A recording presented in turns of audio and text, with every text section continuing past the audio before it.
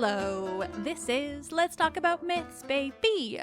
And I am your host, Liv, here once more, just once more, with a Q&A episode. Because honestly, I had so many good questions from you guys, and I had so many more things, so many more that I wanted to answer, even after I got through 2 last week. And also, I am working on all of the new things coming up for this show, including the enormously epic series that Michaela and I are working on for Euripides. Oh my god. As well as a new logo and new merch and a new merch store and a ad-free subscription option, and there might be more. Oh, and we're still confirming next year's group trip. So I'm working on all of that, and I thought, you know what, Liv? You can do another Q&A episode. So stay tuned, honestly, for so many fun and exciting new things. And as soon as I'm able to talk about more with any kind of detail, I will do so on the show. But for now, I can tell you that on Friday, the trailer for our new series on Euripides that is going to feature some of the most beautiful art I've ever fucking seen in my life, because I've been working with an artist who goes by the name The Angel Incarnate. And oh my god, stay tuned for more on that. So Friday there will be that trailer and so much more coming up. But for now, you guys give me the best questions, and I really love where these ideas take my brain, and it seems like you guys do too, because I have been hearing so much from you that you love the Q&A episodes, that you want me to go to quarterly. So we're doing that, but we're also just doing one more today because you guys had way more great questions than I expected, and I don't want to stop.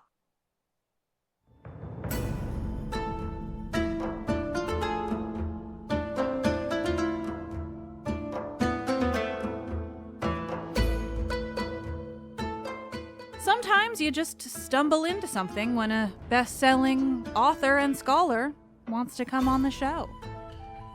More answers to your questions.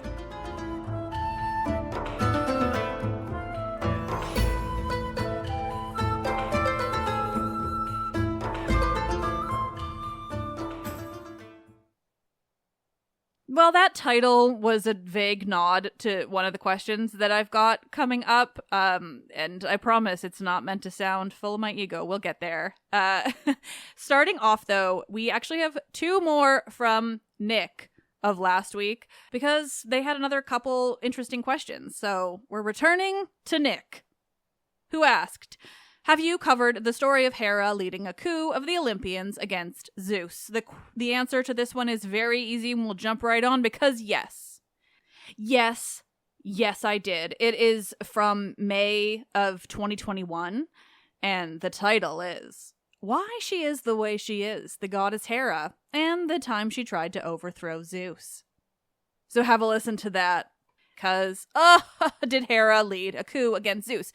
Now, the sad thing about that story is it doesn't survive in a lot of details. We mostly just know that it happened. We have some vague ideas of the details, just sort of the... Hera, I believe, was working with Hephaestus to lock up Zeus. I'm going to forget a lot of the details because it's been a while. My main memory is that it is Thetis who frees Zeus from the coup that Hera and a number of other Olympians attempted on him. And this is what gives Thetis the power to ask Zeus a pretty massive favor during the Trojan War, because she was the one who helped him when things weren't looking great.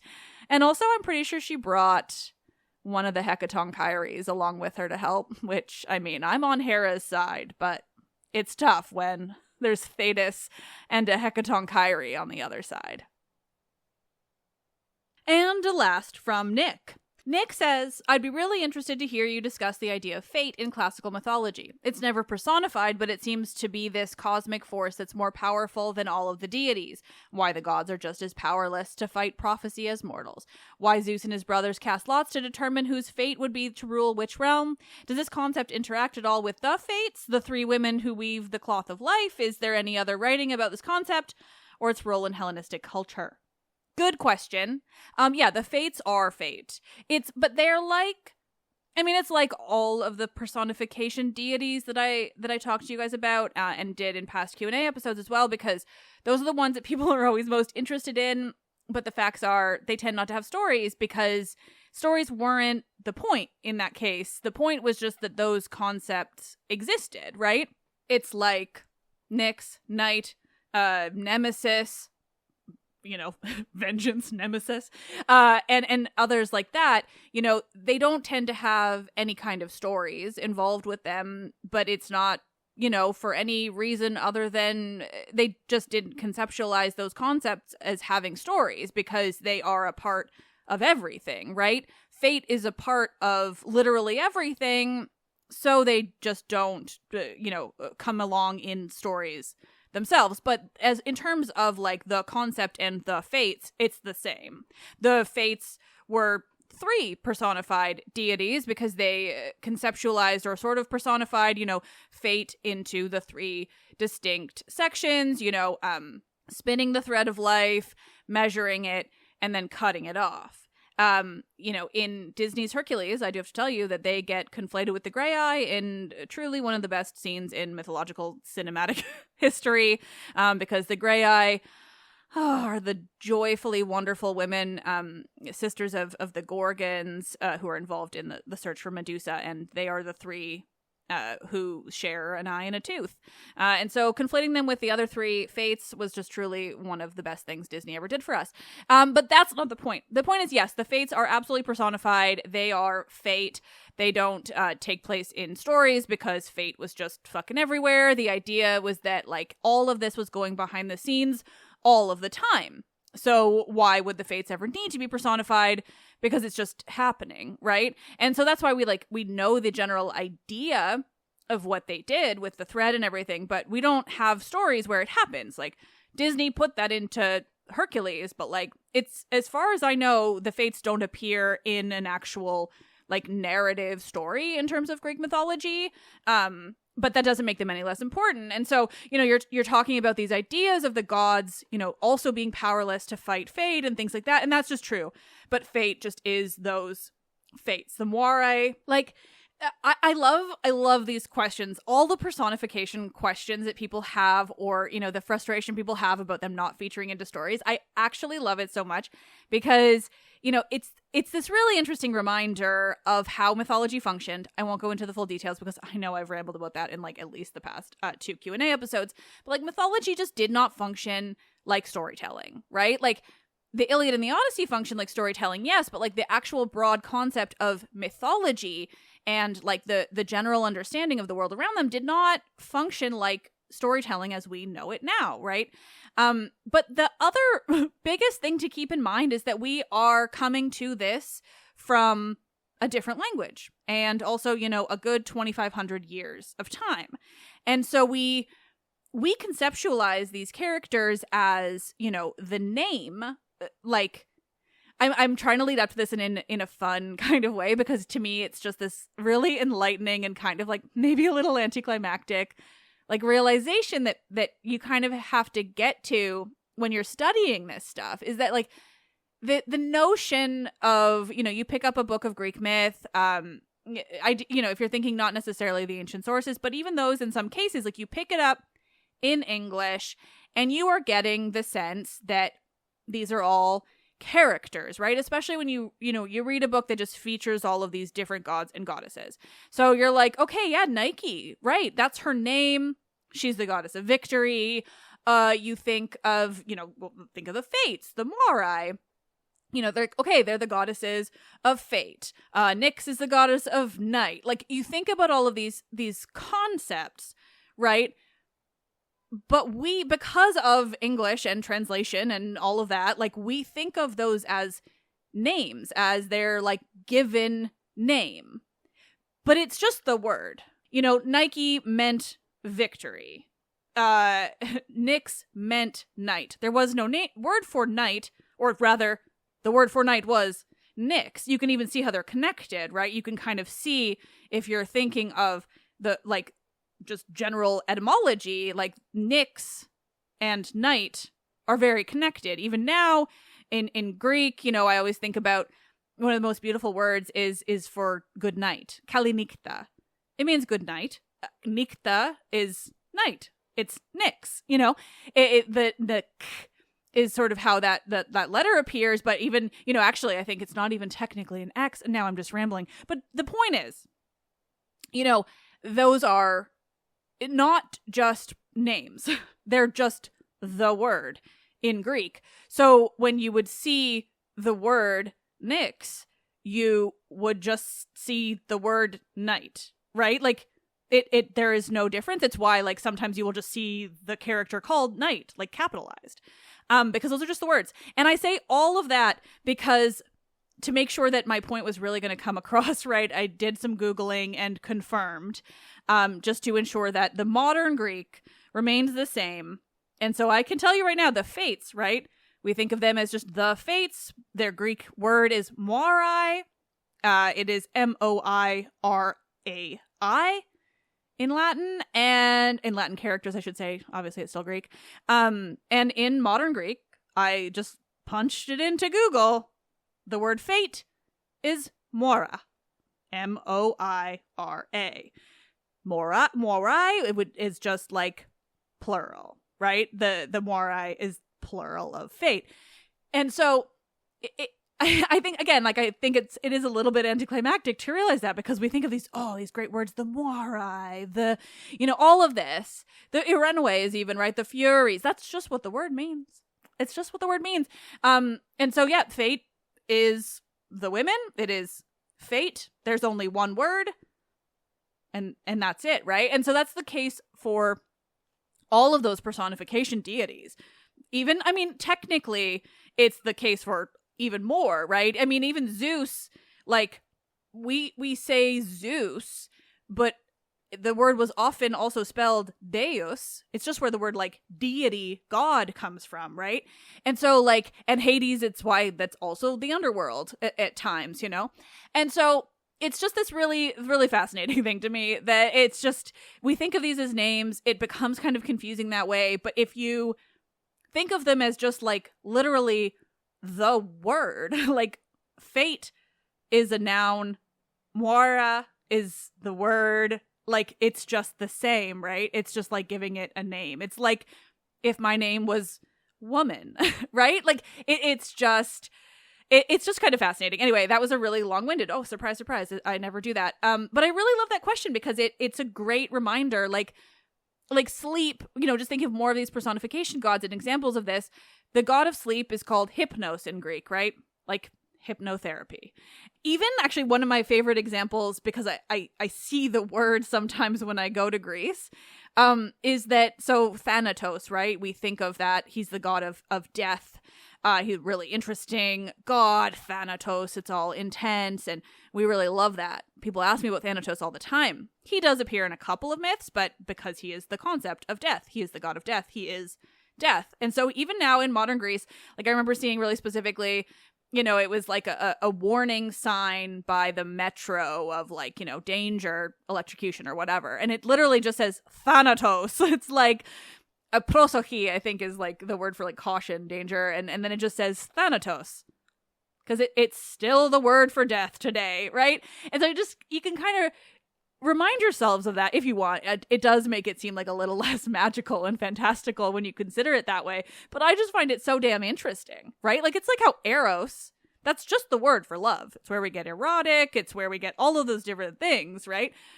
It's just the word for love. And so, yeah, that's the case with the fates. They absolutely, like, it is the same. It's one and the same.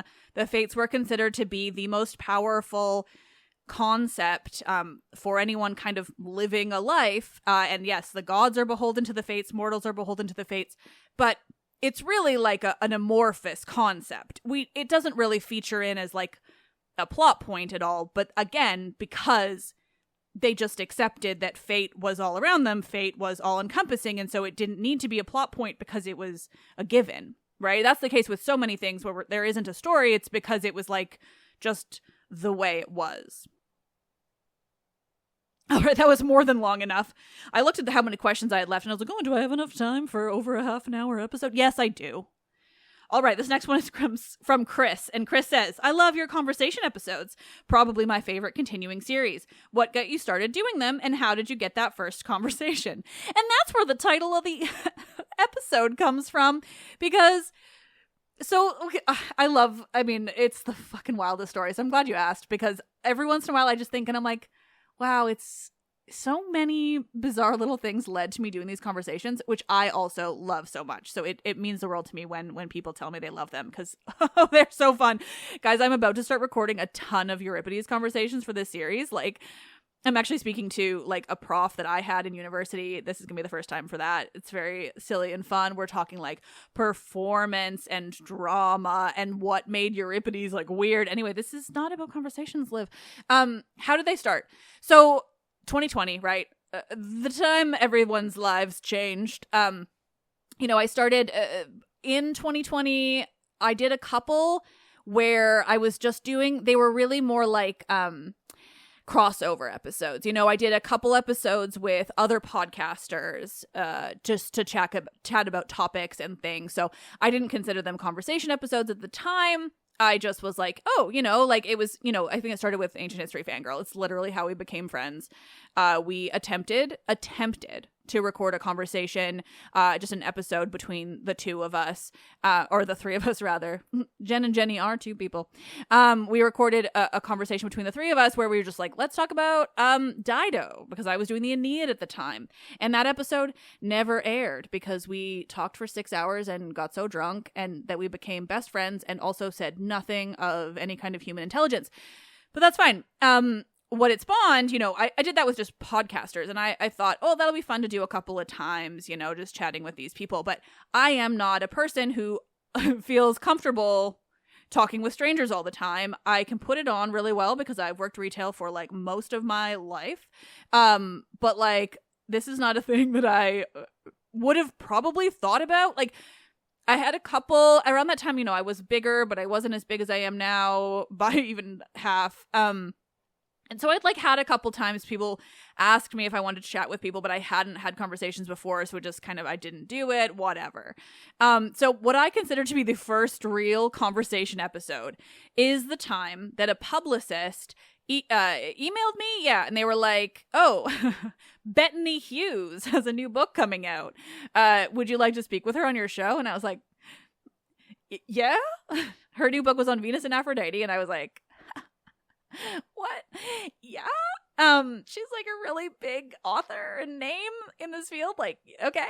And so I talked to her, and then I remember like as soon as I booked that, I was like, should I just ask Natalie Haynes? Like, I don't know, maybe. And so I did, and then that worked out. And so my first two like real what I consider to be conversation episodes were with Bettany Hughes and Natalie Haynes, which is, not a brag, but it is a brag, but it was not meant to be one, because it was very much like I threw myself into the deep end, where it was like, oh, are you uncomfortable talking with people who you think are smarter than you? Great.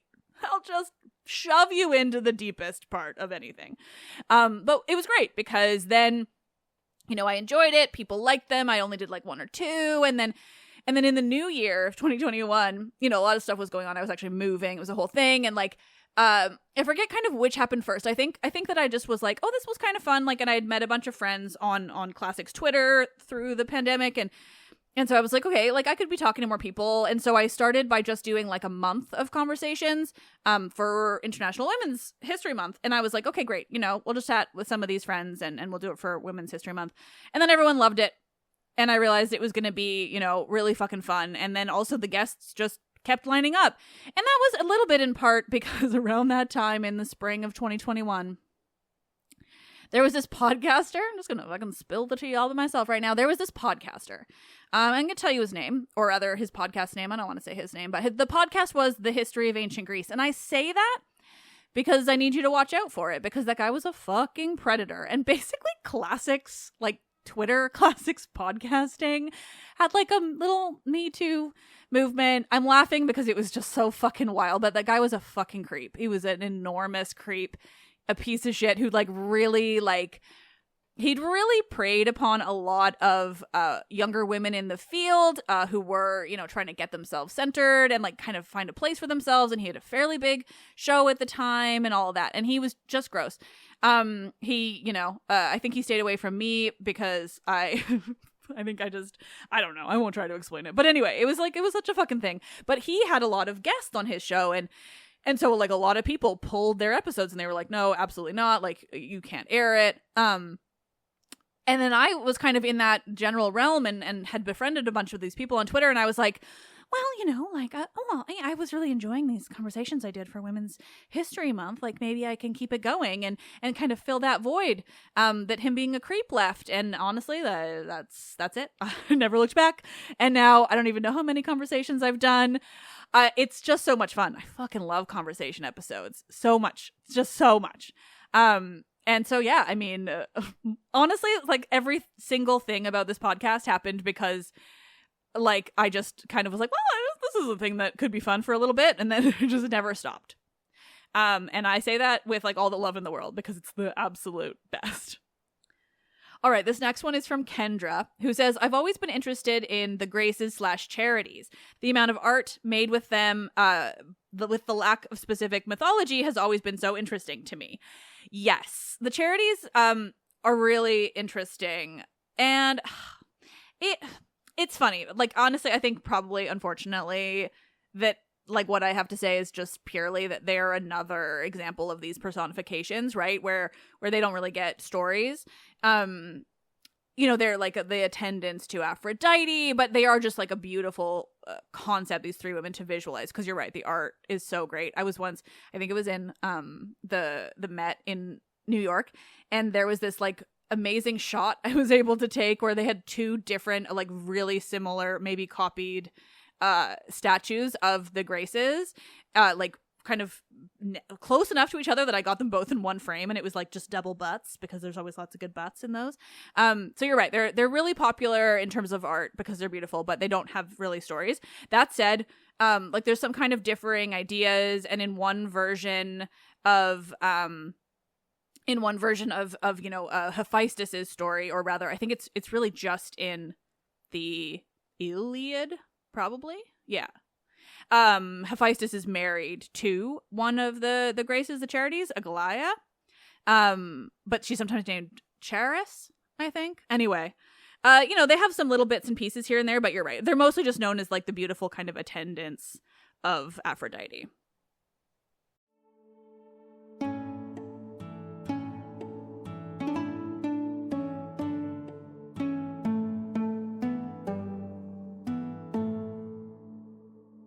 This next one is from Claire, who says, I live in Edinburgh, and the Fringe Festival here has a lot of shows based on Greek myth this year. I'm jealous. Since I'm not rich enough to see them all, if you had to pick 2 or 3 of the below, which would you choose? Oh my god, I love this. Thank you. Okay, the list. Artemis versus Apollo, Clash of the Celestial Twins. Oh my god. The Story of Medusa. Oh, fuck you. Odyssey, told with hand puppets. Oh no! Do I have to go to Edinburgh? When is this? Oh my god. Achilles, Death of the Gods, Medea, Euripides version, Jesus fuck, Antigone, Orpheus / Orfeo mix of Greek and Scottish myth. Oh my god, cool. After Troy, based on the Trojan women. There's also a kids show called Zeus's Birthday Bash, which is intriguing me so much I might have to find a kid to borrow. Claire. That's wonderful. Oh my god. Oh, I'm so jealous, Claire. Okay. 2 or 3 of the I mean, I think I wouldn't pick The Story of Medusa because I know that almost certainly it would make me mad in some way because I've become insufferable when it comes to her, and I can admit it. Absolutely, without question, you have to go to the Odyssey told with hand puppets. And if you don't send me an email with photos, I will never forgive you. I want you to know I'm taking that incredibly seriously.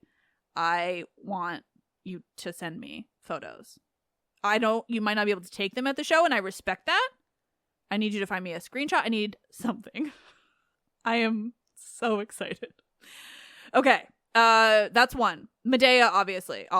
You've got to go Euripides version, Medea, no question. Will they have a dragon chariot? They had better. And then honestly, like, I think if I was going to pick a third, it would be... Michaela would be really mad at me for not picking Achilles, but it would be Artemis versus Apollo, Clash of the Celestial Twins.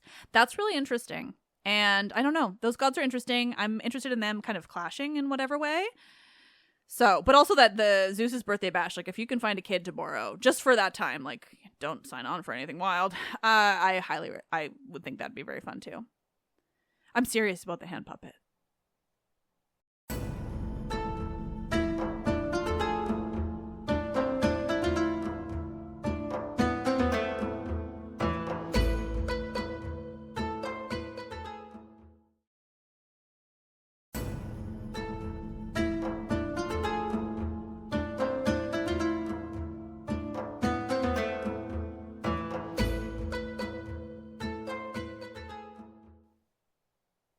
Okay, this next one is from May, and May says, "Hey there, I found your podcast through Ancient History Fangirl, and to call my listening to all your episodes binging would be an understatement.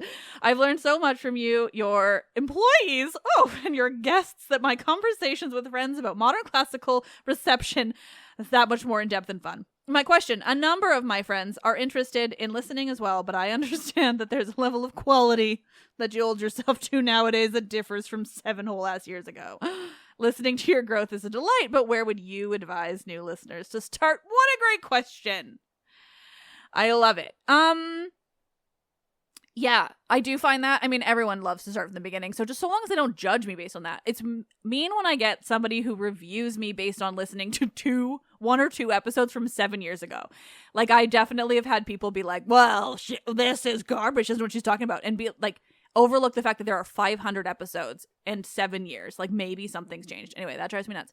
I really think probably 2020. Because 2020 is when I was able to quit my job and really devote more time to the show. And so I think that's when I started, like, just being really extra proud. 2019 is really good too.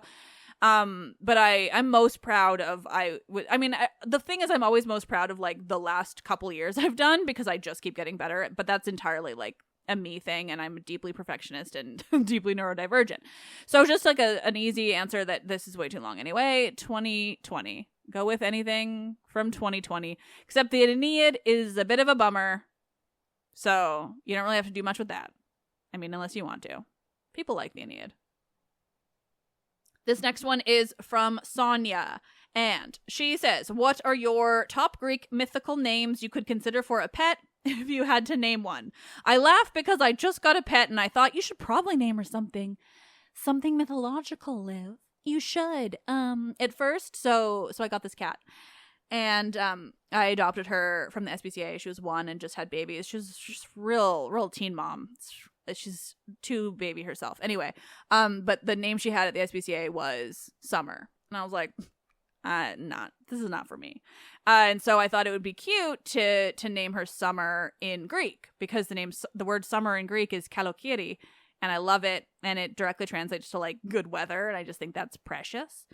But then, I met this cat, for real, and she's a bouncy little freak. Anyway, now her name is Squid, and I'm sticking with that, and I'm obsessed with it. So all to say, I'm not very good at naming pets after mythological creatures and characters, apparently. But, I mean, I think, the thing is, I like weird pet names.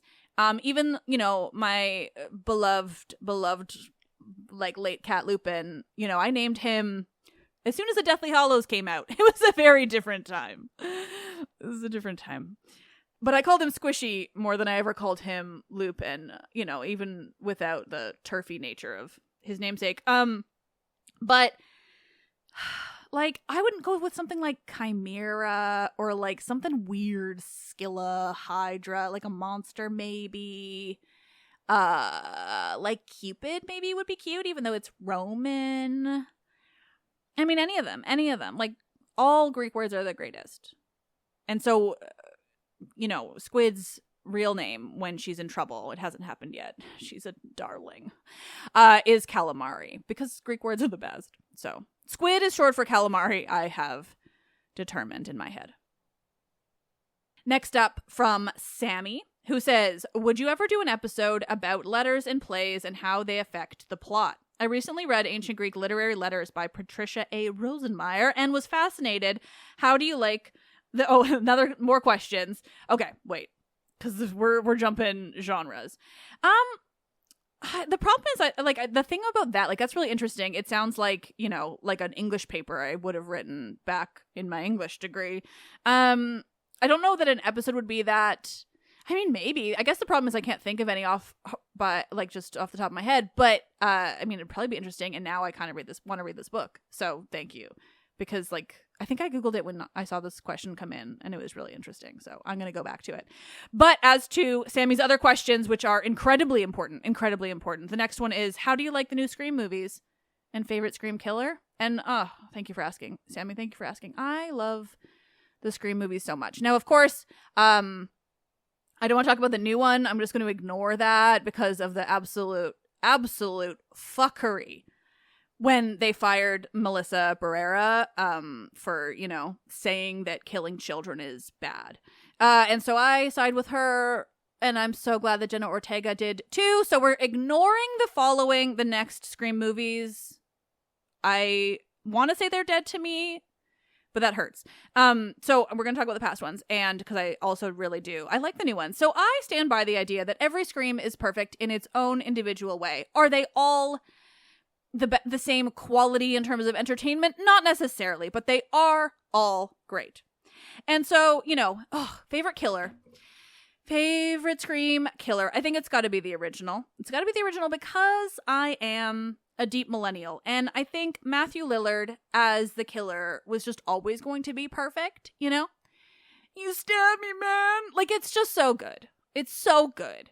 But also, like, Skeet Ulrich. Like, I mean, you know, the original killers were just, that first movie.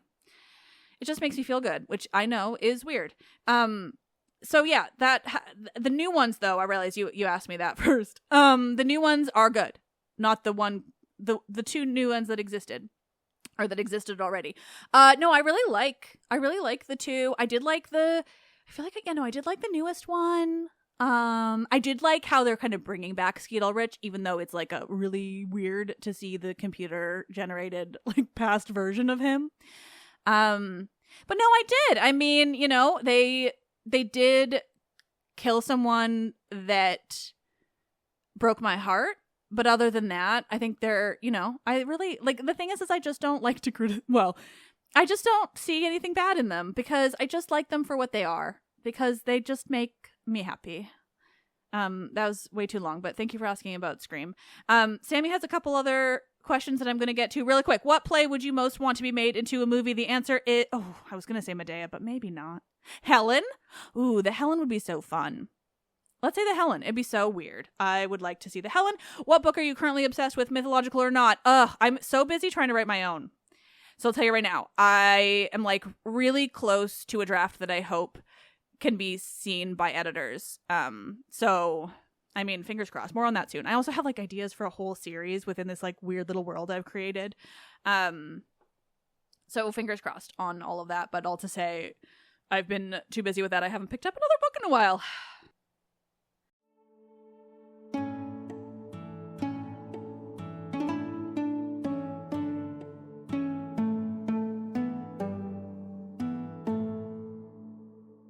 All right, this one is from Camilla, who says, do you like Hades and Persephone? What are your thoughts on all the retellings of their myths coming out recently?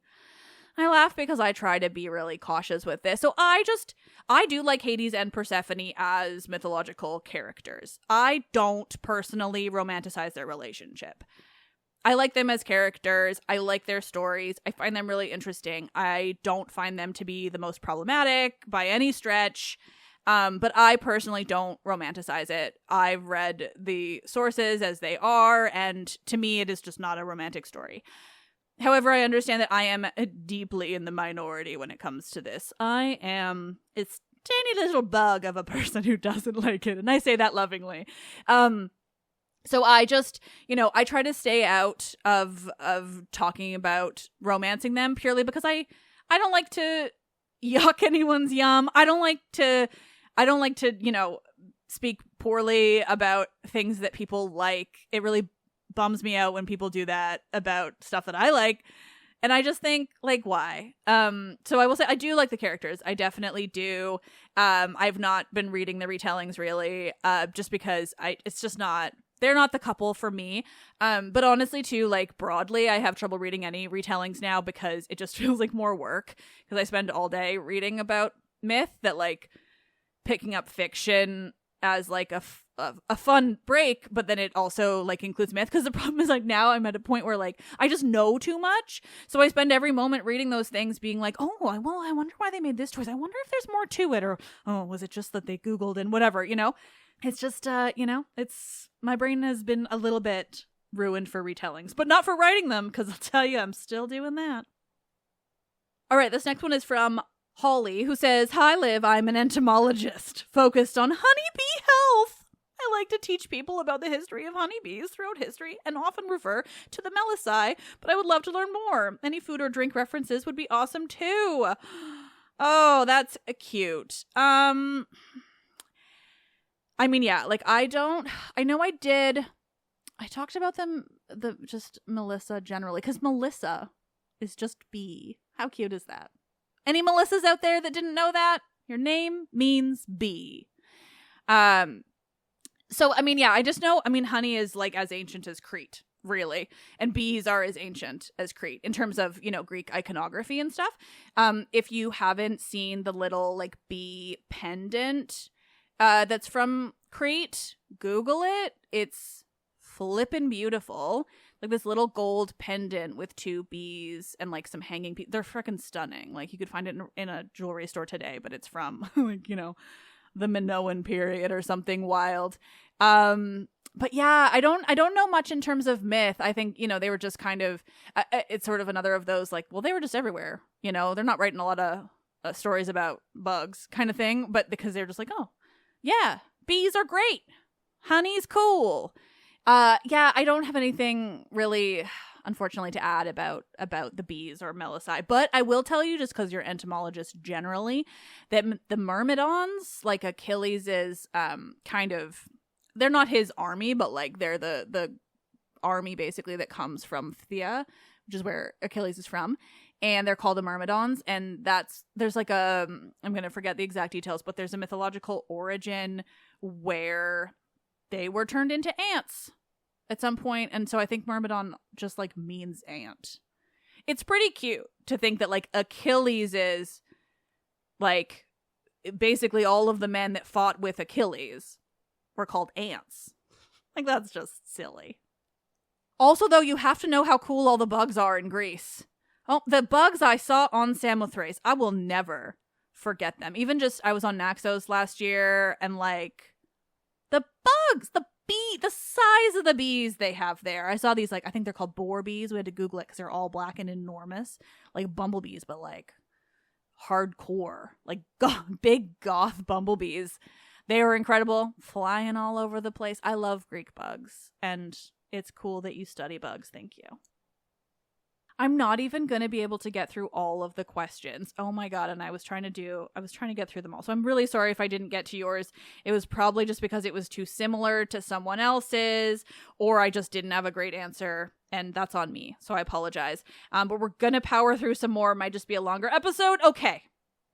Evangeline says, who were the most popular gods to worship in ancient Greece? Did it depend on region, or does it seem more random? Yes and yes. So, like, I mean, I think that if you have to pick, like, obviously the Olympians are the most popularly worshipped, right? In terms of, like, I mean, everyone was pretty broadly worshipped based on, like, what you were needing from them, right? Like, it wasn't really, I mean, you did have a patron god, or you could, and, like, each city tended to, right? Like, so Athena's, Athens, and all of that. But, like, I mean, they were pretty broadly all worshipped, and then also the personification gods were often, like, alongside an Olympian god. So, like, Nike, victory, it always kind of appears either with Athena or Zeus, because she just kind of conceptualizes victory, but, like, victory had to go along with one of them, kind of thing. So, I mean, I think but like I would say probably Apollo. Like just if we were to kind of, I don't totally know what metric you would use, so I'm definitely just guessing.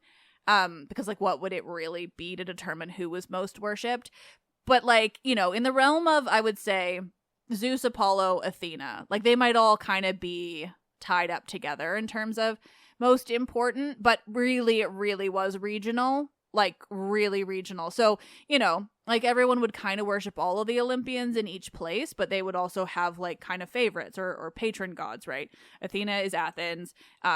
Hephaestus is also associated as a patron god of Athens. Hera is the goddess of Argos, and you know, it kind of goes on from there, like a lot, you know, it's really, really broad, very regional. And also it would have changed over the centuries a lot, right? Like it's kind of like how, you know, like Apollo and Artemis in the earliest surviving sources aren't nearly as associated with the sun and the moon as they are later, because also like a lot of the gods kind of merge together with other gods as time goes on, just because they don't like serve the same function anymore. And so, you know, a few hundred years later, you know, into the Hellenistic period is probably the general time frame, is like when Apollo becomes kind of the god of the sun, when before it was Helios, because Helios was the sun, you know, and Selene was the moon, but then Artemis gets associated with it.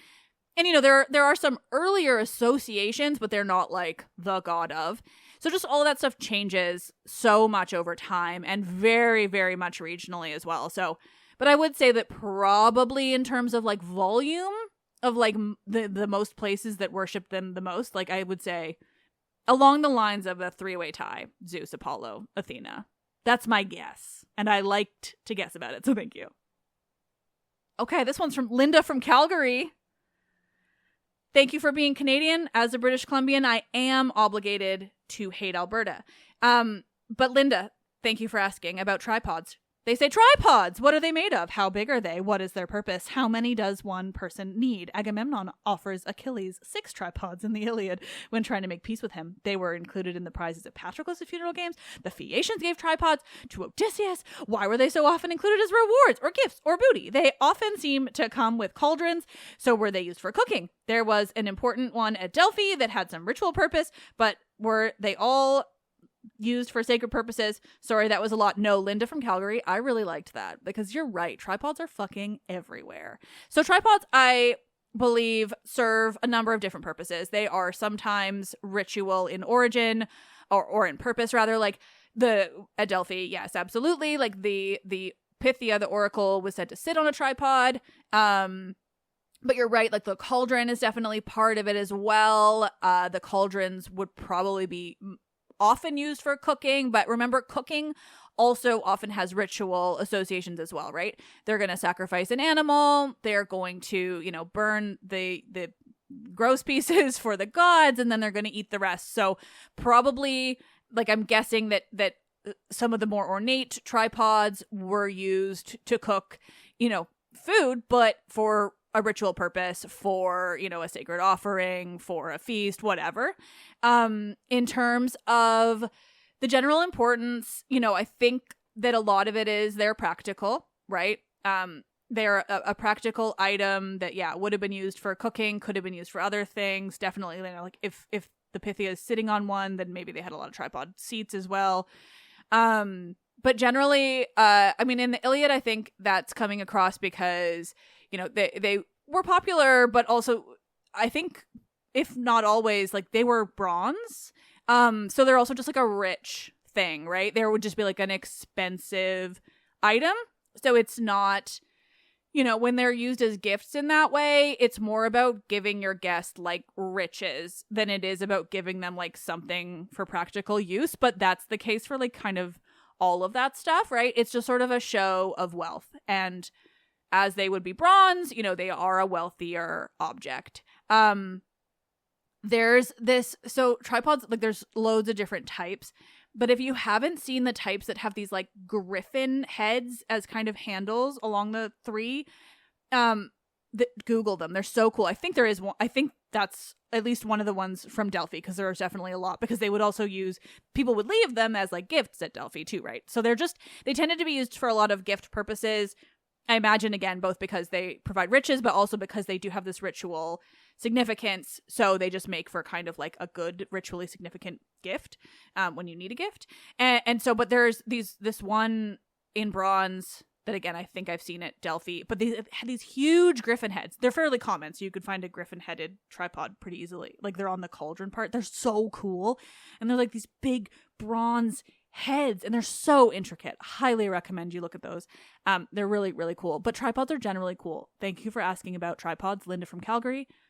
I'm sorry that I have to hate Alberta, but I think you guys know what you did. Sorry. I grew up here. I'm losing it. It's so fun. Okay, this next one is from Renee, who says, do you have any favorite museum websites for looking at ancient objects and art? I've never really done that. I mean, I don't know. Like, I guess I don't know what to search for on museum websites. I should more, but no. Like, I tend to have worked off of like stuff I've seen. I do go in Theoi a lot because they have like certain ones and they're categorized by characters, because I tend to look for more of the characters. But I've really just been lucky, and I've seen a lot of like really incredible art. I don't know how the websites are, but like the National Archaeological Museum in Athens has some really incredible stuff. So their website might also have some cool stuff. But yeah, I don't have a good answer to that. But Renee does also add that they used Pausanias to create a D&D character, and I appreciate that. Thank you. Okay. We've got a couple more guys. Thank you. This is so fun and also long. Okay. Seether says, so I started playing Assassin's Creed Odyssey after your recommendation a couple years ago and just never stopped. Same. I'm almost 3,000 hours in, which I know is absolutely insane, but I cannot tear myself away to look at anything else. Are you me? I did pause recording that to just go check how many hours I'd logged, and honestly, I'm actually really surprised to report that mine is only 2,100 hours. I definitely would have thought I would be up where you are, so... but I'm pretty close. So don't worry there. I've played it all the way through like 4 times. No, more than that, because I've played all of the difficulty levels. So at least 5 times I've played it all the way through, because again, I also just can't do anything else, or rather just can't bring myself to play a different game. Anyway, Seether's actual question was, I was wondering what styles of armor/weapons you favor aesthetically for your Cassandra. They go on to say, I know it's not a very cerebral question, but it's the perfect way to end it, honestly. Like, I mean, well, I have a couple more, but the next one is also about Assassin's Creed Odyssey, so let's get into it. So in terms of preferences, I really enjoy the abilities, etc., that come with the... what is it actually called? Anyway, it's the armor that you get in Elysium. And I really like First Civilization. I bet it's called that. Anyway, it's that one, but it looks way too Isui, and I don't like that because it's weird. So I do put the skin of Artemis's whole gear, I put that on it. I tend to. But I do like the Spartan Renegade. Is that what it's called? Anyway, not the Spartan war hero, but like the one where she's got like chains on her hand. It's pretty badass. I like that one. They're all just so cool. I also do like the abilities that come with the Decastis from Atlantis, I have to admit. Now I'm just rambling. But I love Assassin's Creed Odyssey, so thank you. And this next person, Susan, says, do you still play Assassin's Creed Odyssey? Yes, I sure do. But they also asked, would you consider playing other myth/ancient world related games like AC Origins, God of War, etc.? I have played AC Origins. I do like it. It's fun, but the functionality is just like different from Odyssey, and so I get annoyed because now my brain and hands only want to do Odyssey. And God of War, like, I've heard about, but I also know it doesn't really like adhere to much because it's like the name is Kratos, right? Anyway, he's like not a god, really. I mean, he's his personification of power. But anyway, yeah, I'm not super keen on it. Mostly just because I don't like, I play it for my anxiety, and like the only reason it soothes my anxiety now is because I know how to play it ridiculously well. Again, I did beat it on nightmare mode because I'm insane. But yeah, so I kind of stick to Odyssey. I also find I don't like a lot of the representations of mythology because in my head it's just like this amorphous thing. It's like it's a concept more than it is something to visualize, and so like I always find myself disappointed when they're like mythological characters. That's why I like Odyssey, because it's historical with like elements of mythology, but ultimately like it's more of a real world experience. Just because we're like 50 minutes into what should be normally a shorter episode, I'm just gonna say that I ate mushrooms a couple nights ago and then played Odyssey, and that map, man, does it ever look incredible when flying high on psilocybin.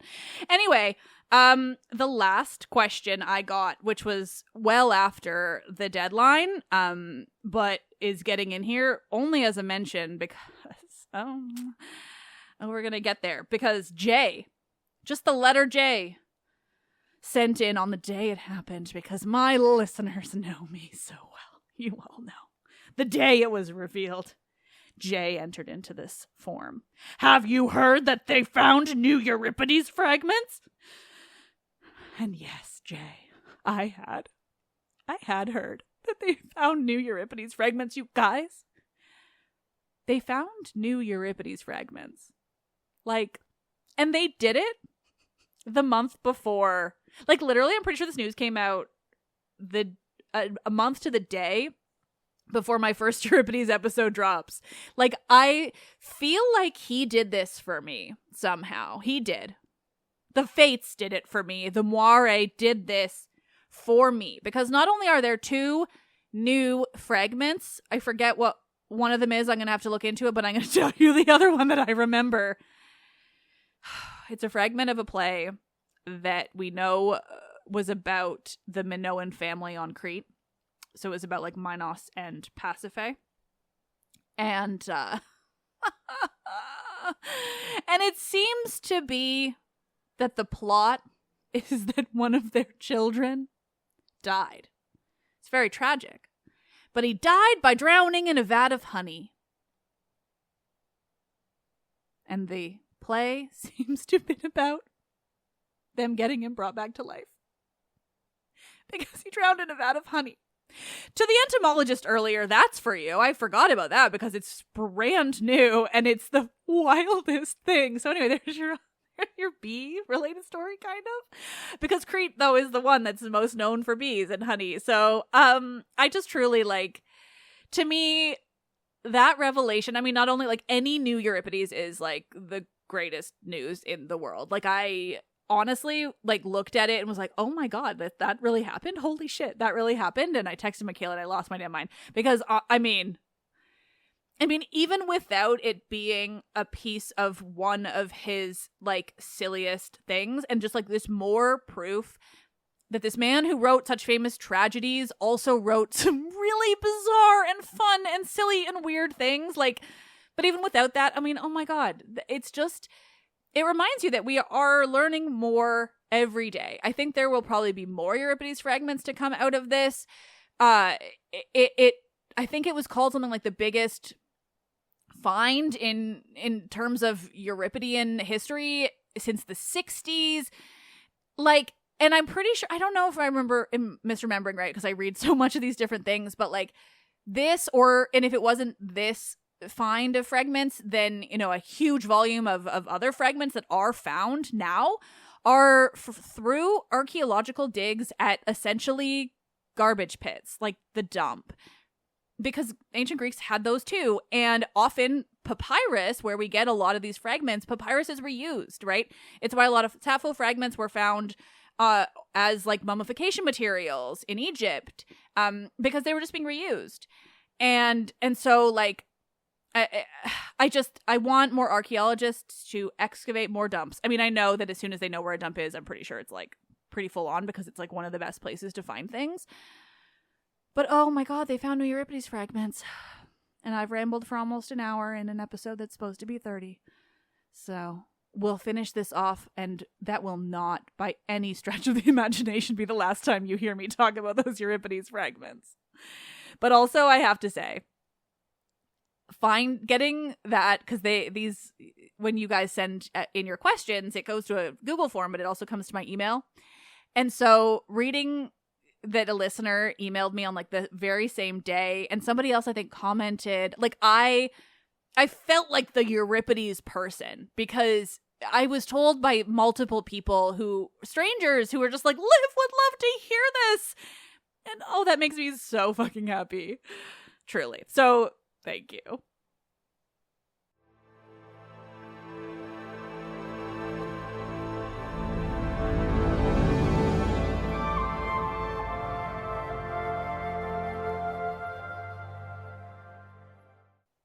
Oh, nerds. I really sat down and was like, this'll be so quick. There's not that many questions left. I was wrong. When I tell you I was wrong. So I really love these Q&As. I'm thrilled that we're going to be doing these quarterly. So if you have a question, even now, that I didn't answer, or, you know, if I didn't answer your question and you're like, no, it wasn't that similar, like maybe just send me more details or something. Because sometimes it's also just that, like, you know, however I read it, like I just didn't feel like I had enough to say to actually answer it. So feel free to resubmit, feel free to send in more. You can submit these questions anytime. The form will always be there. And from now on, I will do these quarterly. So get your questions in anytime you have them, because they're always going to live in my list. And with that, I'm going to finally leave you. Let's Talk About Myths Baby is written and produced by me, Liv Albert, the woman who is finally just happy in her job again. I fucking love this job, and depression sucks, but getting out of it's awesome.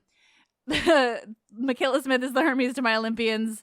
Oh my god, we're doing such incredible fun work lately. Love Michaela. Select music in this episode was by Luke Chaos. The podcast is part of the iHeart Podcast Network. Listen on Spotify or Apple or wherever you get your podcasts, and stay tuned, because on Friday you're gonna get a Euripides trailer.